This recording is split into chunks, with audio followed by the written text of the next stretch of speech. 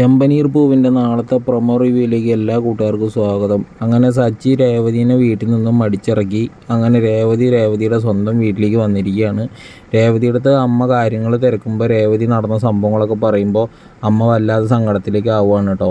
പിന്നീട് കാണിക്കുന്നത് നമ്മുടെ റോഷനെയാണ്. റോഷനും അച്ഛനും കൂടിയിട്ട് വർഷയുടെ അച്ഛൻ്റെയും അമ്മയടുത്തും പൊട്ടിത്തെറിക്കണതാണ് കാണിക്കണത്.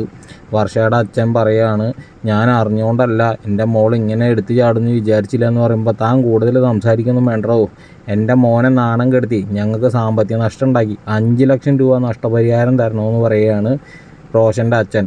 അങ്ങനെ വർഷയുടെ അച്ഛൻ 5 ലക്ഷം രൂപ കൊടുക്കാൻ തയ്യാറാവുകയാണ് സുഹൃത്തുക്കളെ. ഇതിൻ്റെ ഇടയ്ക്ക് നമ്മുടെ സച്ചി ശ്രീകാന്തിനെ തിരഞ്ഞിട്ട് റെസ്റ്റോറൻറ്റിലേക്ക് പോവുകയാണ്. റെസ്റ്റോറൻറ്റിൽ പോയിട്ട് അവിടെയുള്ള ഒരു ശ്രീകാന്തിൻ്റെ കൂട്ടുകാരനോട് ചോദിക്കുകയാണ് ശ്രീകാന്ത് അവരുടെന്ന്. അപ്പോൾ എനിക്കറിയില്ല ചേട്ടാന്ന് പറയുമ്പോൾ, നിനക്കറിയില്ലല്ലോടാ, അവൻ എൻ്റെ കയ്യിൽ കിട്ടി കഴിഞ്ഞാൽ ഞാൻ അവനെ തവിട് പൊടിയാക്കുമെന്ന് പറഞ്ഞിട്ട് അവിടെ ഒരു പൂച്ചട്ടി ഉണ്ടാവും, ആ ചട്ടി എടുത്തിട്ട് നിലത്തെറിഞ്ഞ് പൊട്ടിക്കുകയാണ് സച്ചി.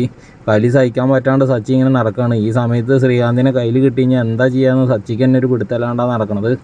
നിങ്ങളുടെ അഭിപ്രായം താഴെ നിന്ന് കമൻറ്റ് ചെയ്യണേ.